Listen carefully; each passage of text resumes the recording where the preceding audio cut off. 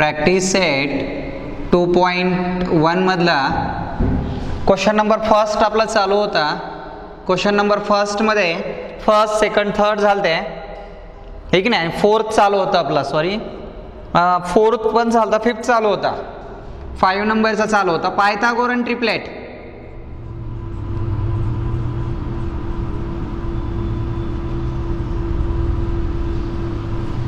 पायथागोरन ट्रिपलेटचा चालू होता बघा. 10, 24, 27, 10, 24, 27 ह्या 3 नंबर्समध्ये आपल्याला काय करायला विचारलेलं आहे, आयडेंटिफाय करायला सांगितलेलं आहे की नाही. मग यामध्ये ग्रेटर नंबर कोणता आहे? ग्रेटर आहे 27 होली स्क्वेअर.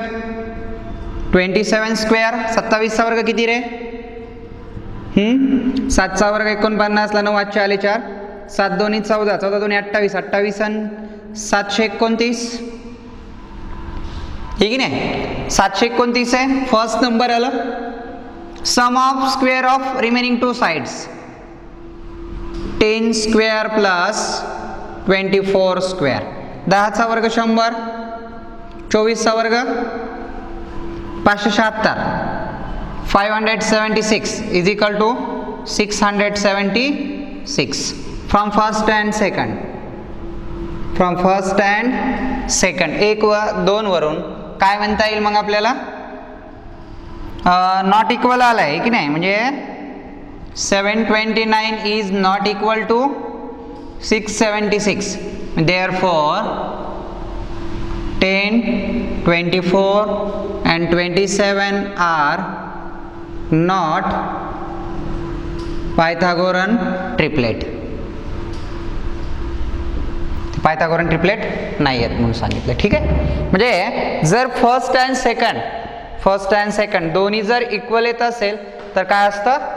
पायथागोरन ट्रिपलेट असतंय हे की नाही, आपण बघितलंय काल. त्यानंतरचा बघूया क्वेश्चन नंबर 6. त्यामध्येच असणारा 6 नंबरचा जो क्वेश्चन आहे तो बघूया.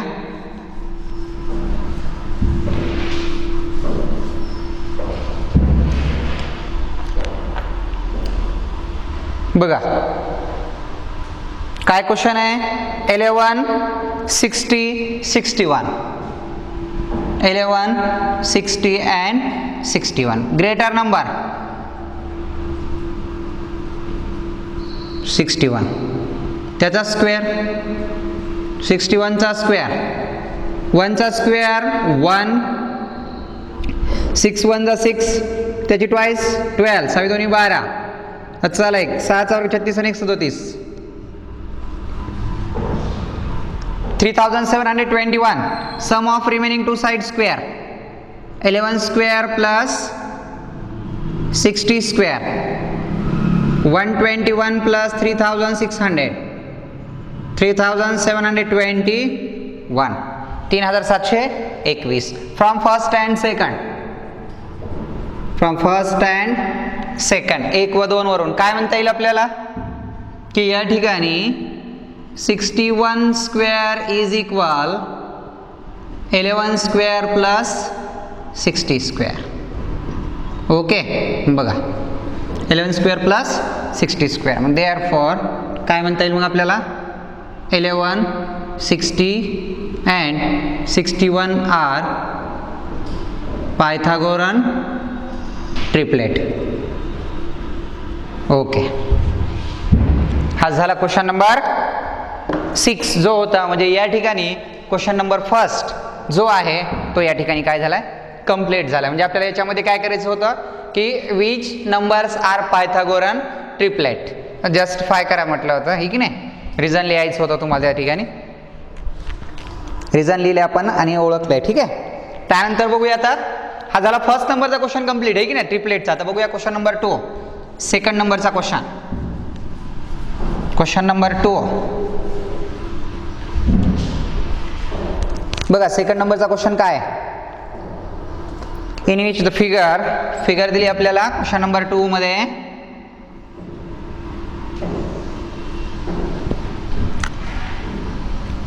राईट अँगल आहे हा, पण इथून काय केलेला आहे परपेंडिक्युलर केलेला आहे M N P Q, M N P and Q, M N P Q, M N P Q. Okay, बघा क्वेश्चन मध्ये काय म्हटलंय, question number 2, in triangle M N P, in triangle M N P, angle M N P is equal 90 degree.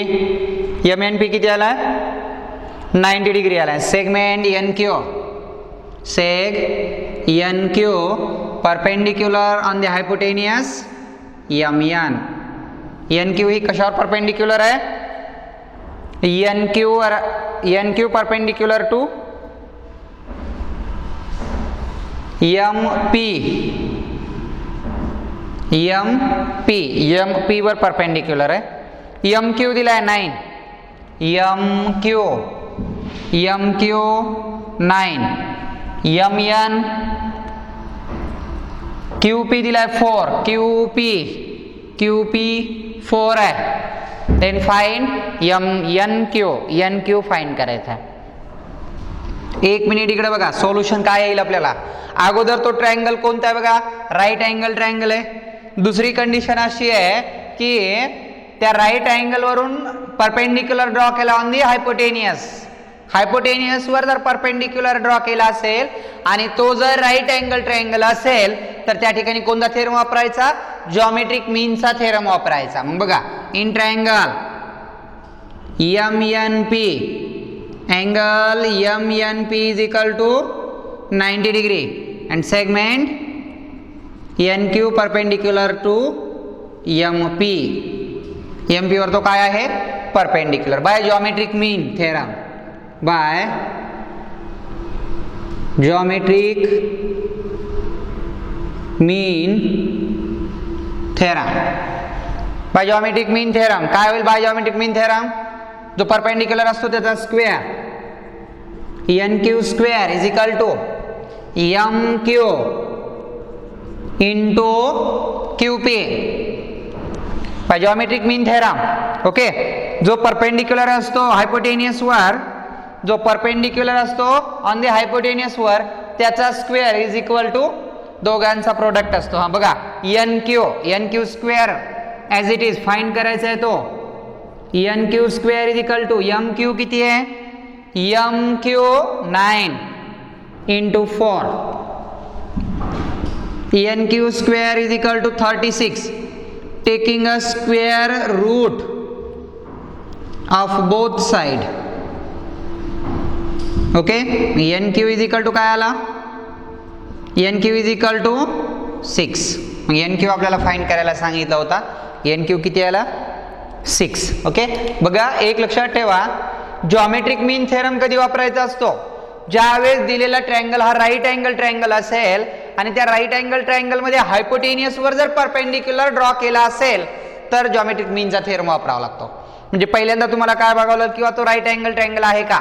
Yes, it is a right angle triangle and NQ is a perpendicular on the hypotenuse MP आणि NQ हा hypotenuse MP वर काय आहे, perpendicular आहे, है की नाही. मग परपेंडिक्युलर असल्यामुळे इथं कोणता थेरम वापरला, बाय जॉमेट्रिक मीन थेरम, ठीक आहे नाही. म्हणजे जॉमेट्रिक मीन थेरम या ठिकाणी वापरलेला आहे. चालतंय. त्यानंतर बघूया आता जो 3 नंबरचा क्वेश्चन आहे बघा. हा झाला क्वेश्चन नंबर 2. आता क्वेश्चन नंबर 3, त्याची पण डायग्राम दिलेली आहे. क्वेश्चन नंबर 3,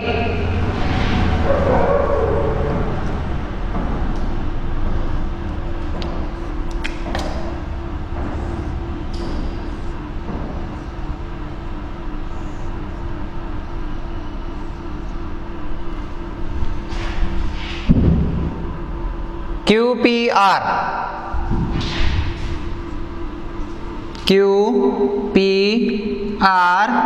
M QM 8 है. देन फाइंड QR फाइंड करायचं, टोटल फाइंड करायचे QR. बघा यामध्ये राईट अँगल ट्रायंगल आहे का? आहे. तो परपेंडिक्युलर बी आहे, सिम्बॉल मध्ये दाखवलं नाही पण गिवन मध्ये दिलंय परपेंडिक्युलर आहे. म्हणजे या ठिकाणी पण काय होणार, जॉमेट्रिक मीनचा थेरम आपल्याला यूज करावा लागणार. क्वेश्चन नंबर 3 बघा काय म्हणताय. In triangle P Q R, in triangle Q P R angle Q P R is equal to 90 degree. Okay. आणि पुन्हा नंतर म्हटलं segment P M, segment P M perpendicular on Q R. म्हणजे P M जे आहे तो hypotenuse जो Q R आहे त्यावर परपेंडिक्युलर आहे. सोल्युशन बघूया आता. सोल्युशन मध्ये आपल्याला अगोदर म्हणावं लागेल in triangle Q P R angle Q P R is equal to 90 degree. Okay. त्यानंतर segment P M perpendicular on the hypotenuse Q R. Q R hypotenuse वर काय आहे तो परपेंडिक्युलर आहे. मग इथं by geometric mean theorem, by geometric mean theorem काय होतं. जॉमेट्रिक मीन थेरम जो परपेंडिक्युलर आहे त्याचा स्क्वेअर म्हणजेच P M square is equal to Q M into M R. P M as it is, P M दिलंय का आपल्याला, sorry P M दिलंय, पी एम 10 आहे होल स्क्वेअर. क्यू एम दिलाय 8 इंटू एम आर. अगोदर आपल्याला M R find करावं लागेल. 10 चा स्क्वेअर किती होणार सांगा. 10 चा square 100 is equal 8 into M R.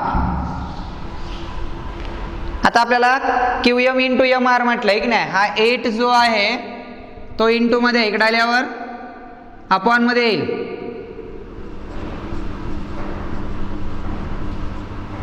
8 1 8, 8 2 16, 4 उरले, सॉरी 8 1 8, 8 1 8, 2 उरले, 20 झाले. पूर्ण भाग जाणार नाही. मग आपण काय करू याला, ठीक आहे पॉइंट मध्येच भाग घालावा लागेल, पर्याय नाही. हां 8 1 8, 2 उरले, 20 झाले, 8 2 16, 4 उरले, 8 5 40. M R is equal to काय आला 12.5. एम आर भेटलं 12.5. आता आपल्याला क्यू आर काढायचं आहे. Q R is equal to Q M plus M R, Q dash M dash R. Q R किती आहे काढायचं आहे आपल्याला. Q R, Q R is equal to Q M किती होतं गिवन मध्ये सांगितलंय. क्यू एम आहे आपला 8 प्लस एम आर किती आहे 12.5. 12 प्लस 8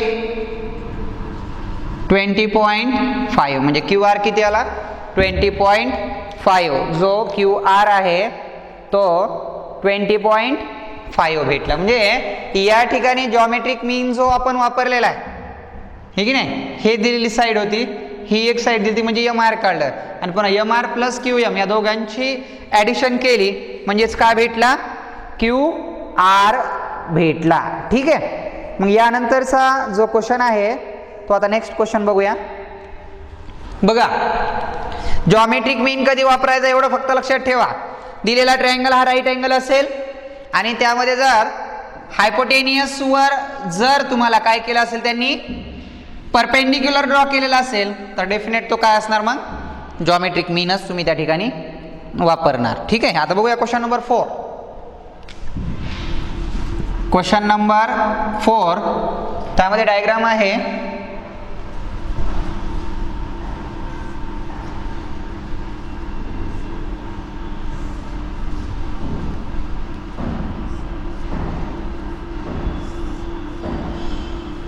राइट एंगल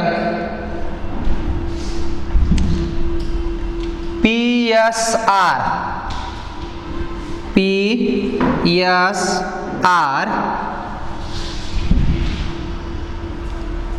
हा एंगल आहे 30 डिग्री 90 डिग्री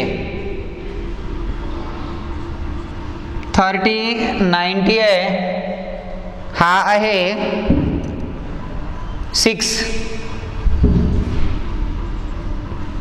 ओके, बघा फाइंड करायचं आहे RP and PS.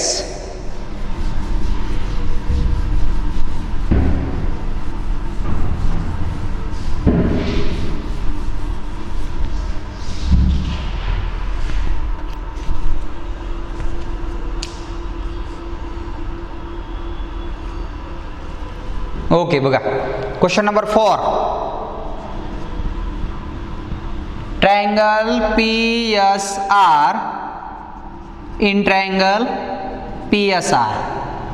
Angle PSR is equal to 90 degree and angle P is equal to 30 degree. एवढं गिवन मध्ये दिलेलं आहे, क्वेश्चन दिलेलं आहे. सोल्युशन मध्ये बघूया. In triangle PSR, angle PSR is equal to 90 degree and angle SPR is equal to 30 degree. Therefore, angle SRP is किंवा angle SRP is equal to किती येणार 60 डिग्री. हे 60 डिग्री का आला तर याचं रिझन लिहावं लागणार.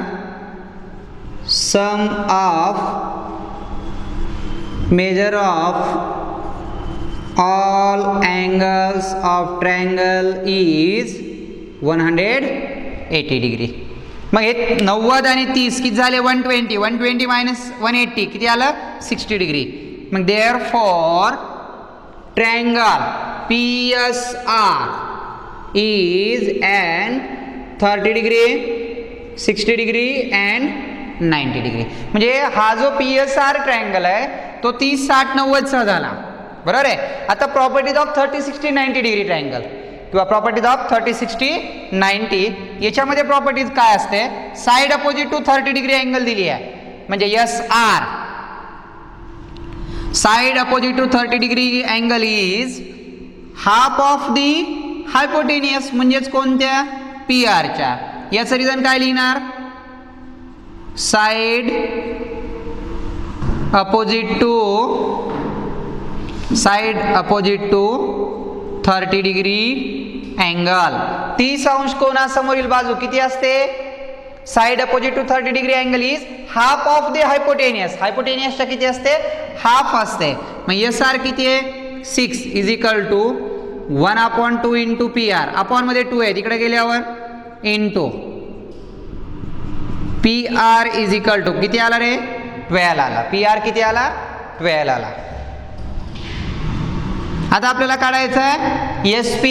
हा 60 डिग्री आहे म्हणजे side opposite to 60 degree angle. SP is equal to in square root 3/2 into hypotenuse.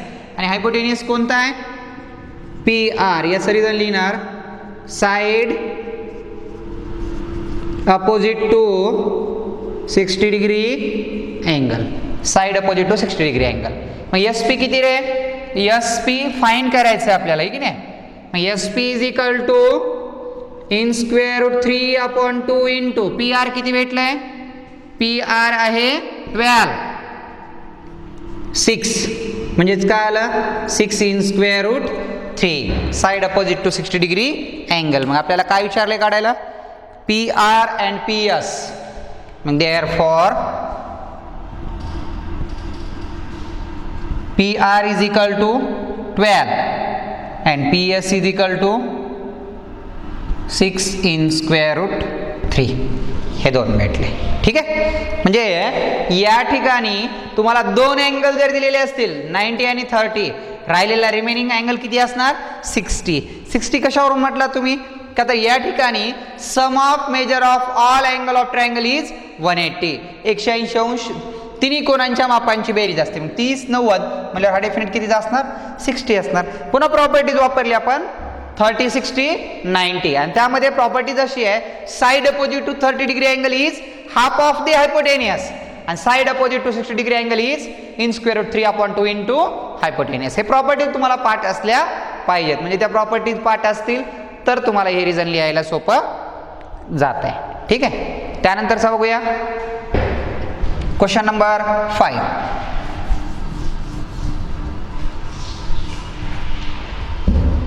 Five नंबरचा क्वेश्चन बघूया. बघा 5 नंबरचा क्वेश्चन तुम्हाला फिलिंग द ब्लँक ॲक्टिव्हिटीमध्ये दिला आहे, हे की नाही. म्हणजे त्या ठिकाणी तुम्हाला क्वेश्चन नंबर 5 डायग्राम दिली आहे.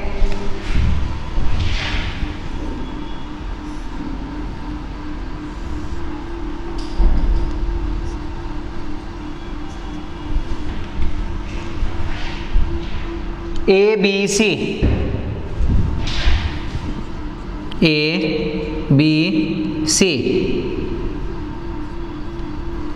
ओके, आणि त्यामध्ये इन स्क्वेअर रूट 8 दिलाय. हा हायपोटेनियस जो आहे तो.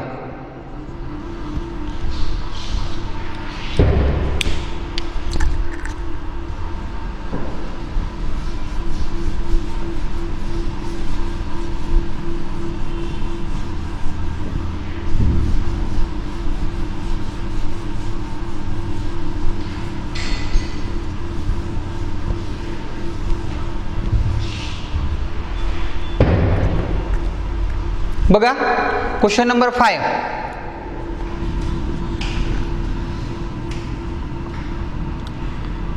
इन ट्रायंगल जे डायरेक्ट सोल्युशन घेऊया.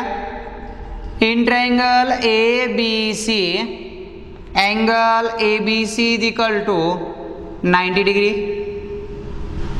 Angle ABC is equal to 90 degree आणि side AB is equal BC. म्हणजे one angle is 90 degree and remaining two sides are congruent. Therefore, triangle ABC is an isosceles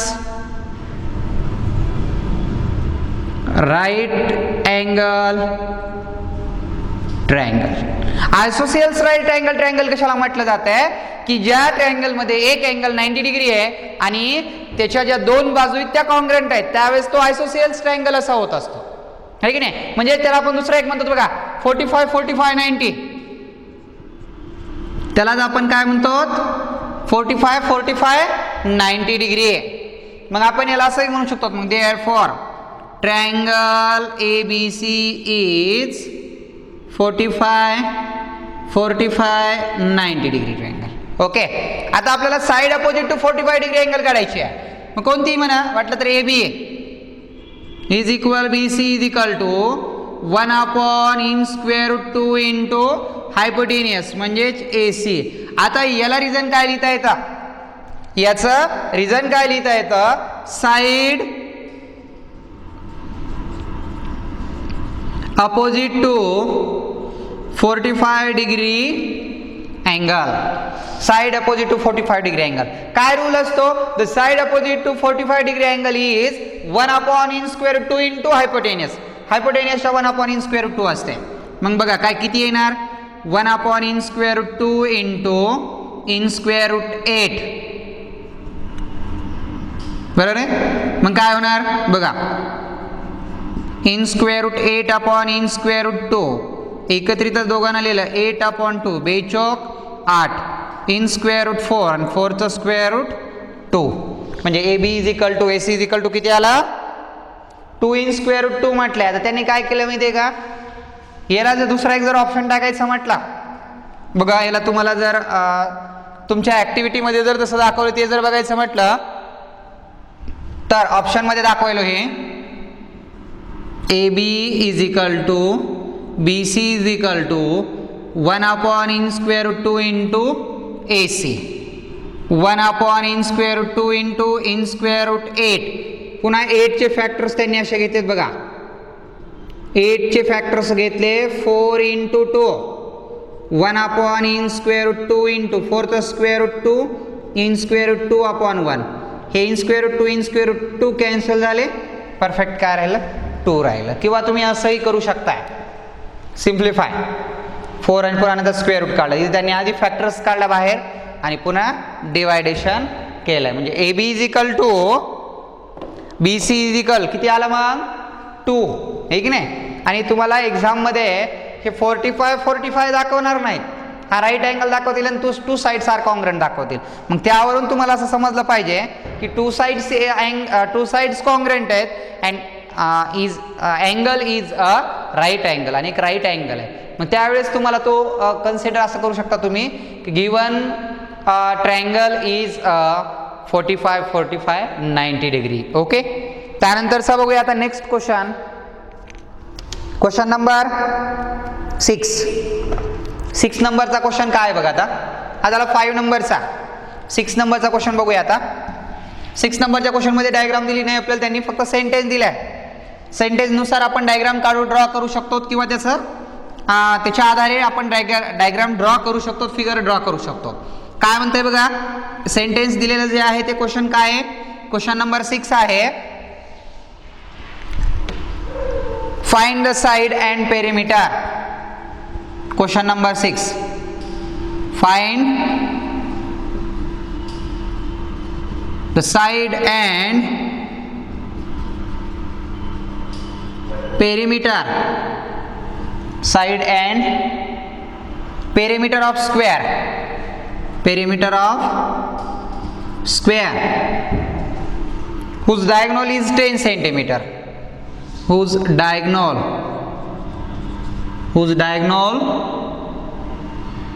is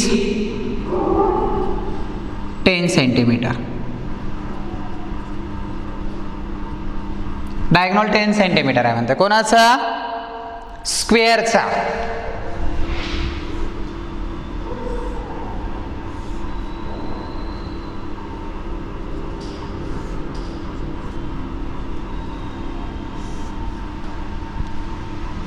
square.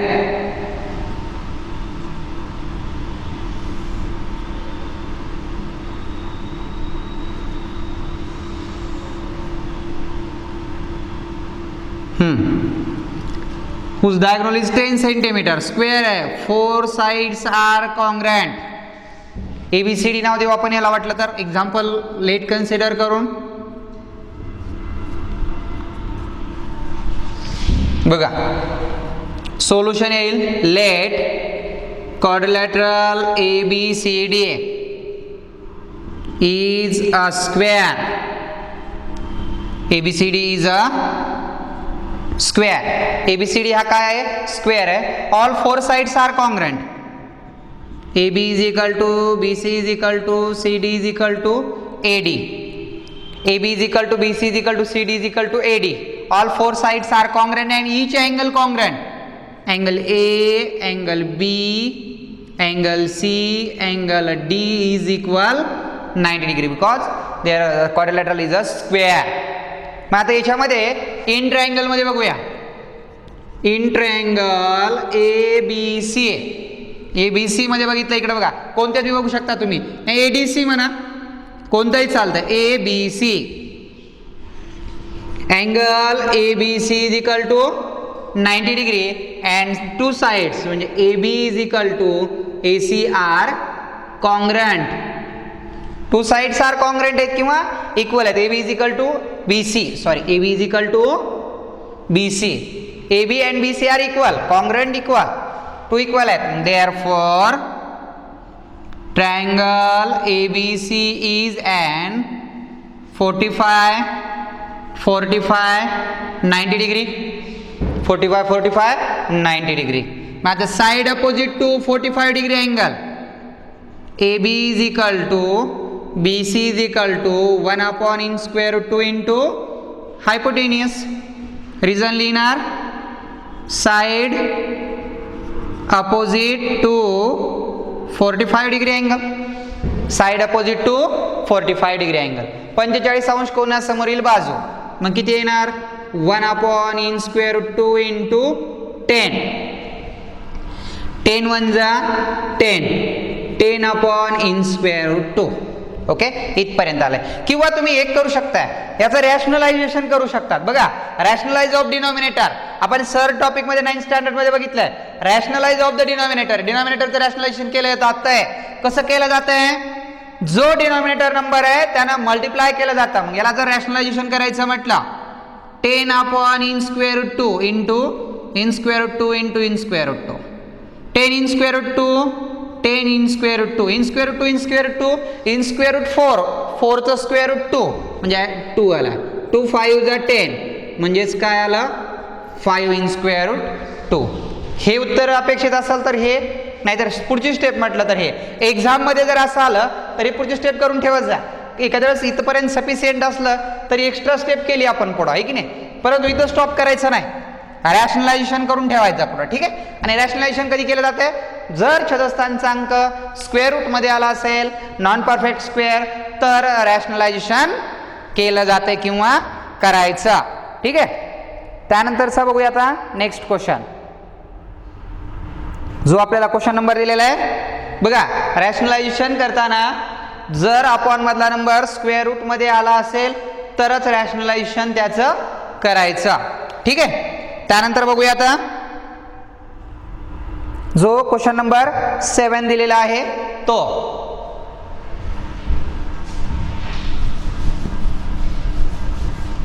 Diagram दिली question number 7 ची.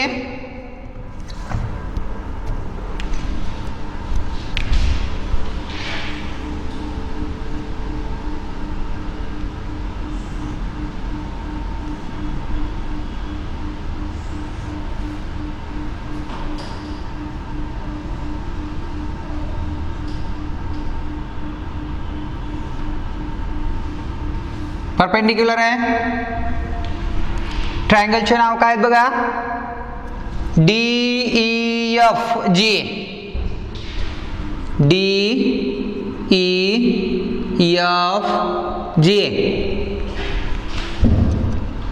8 12, 8 आहे, हा 12 आहे, 8 and 12. बघा, find करायचं आहे EG, FD and EF. In triangle DEF अगोदर बघूया.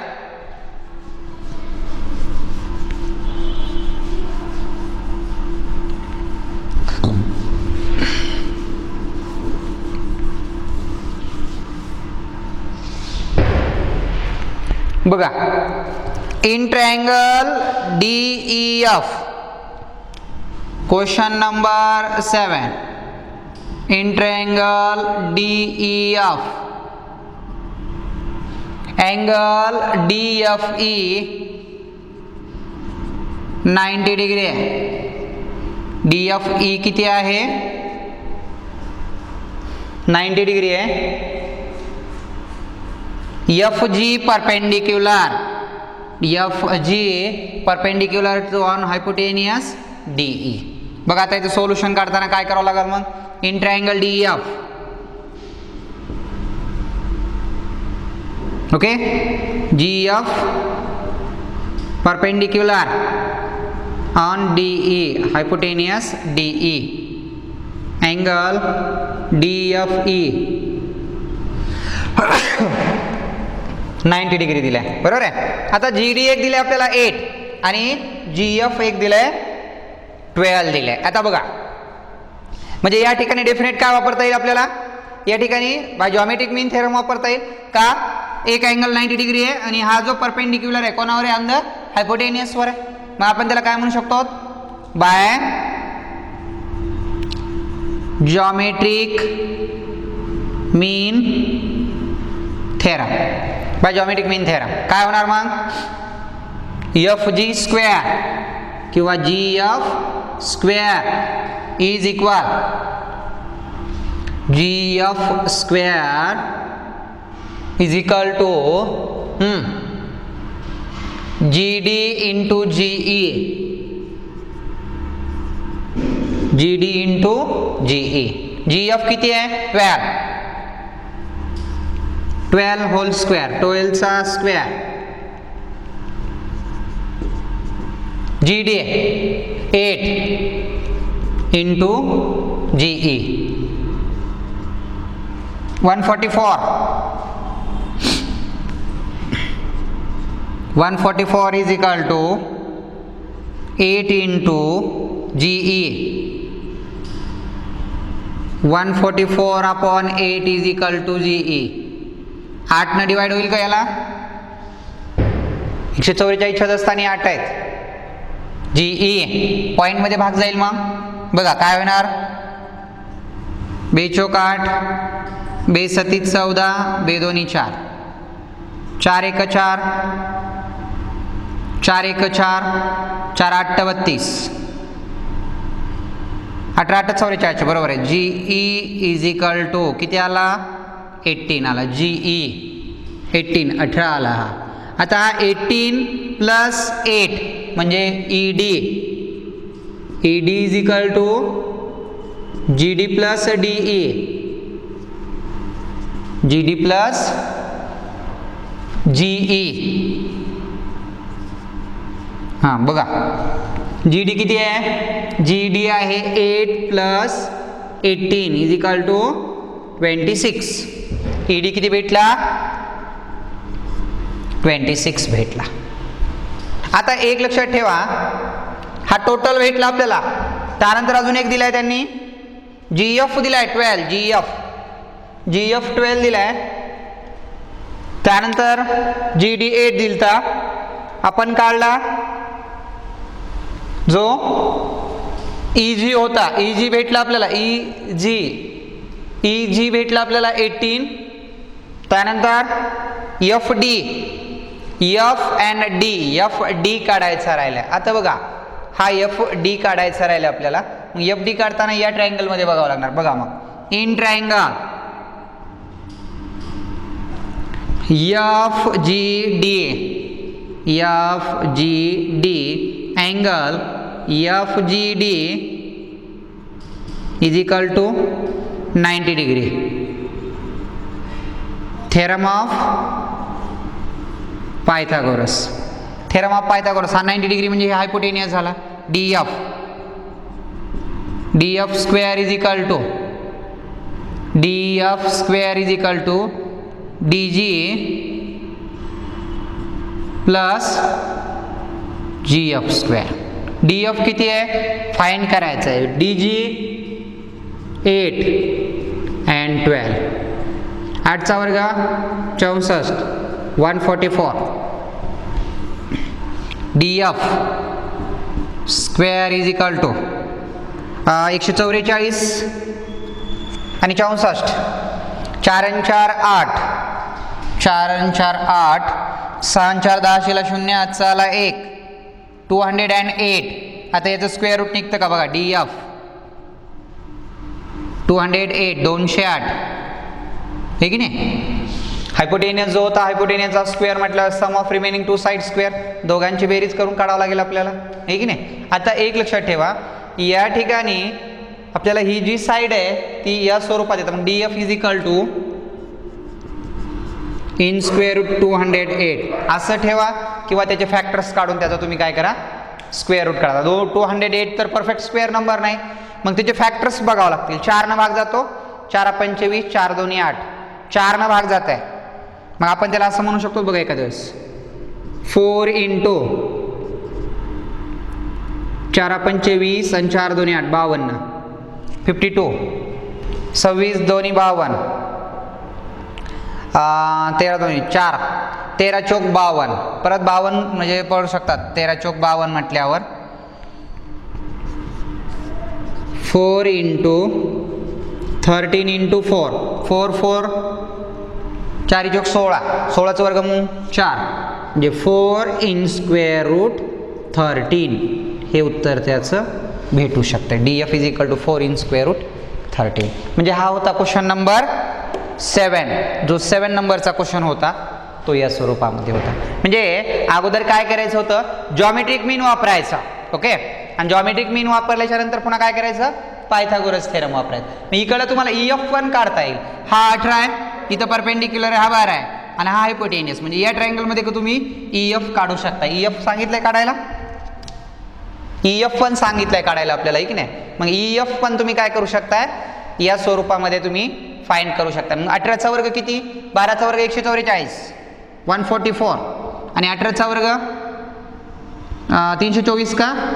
8 8 64ला 4 8 आले 6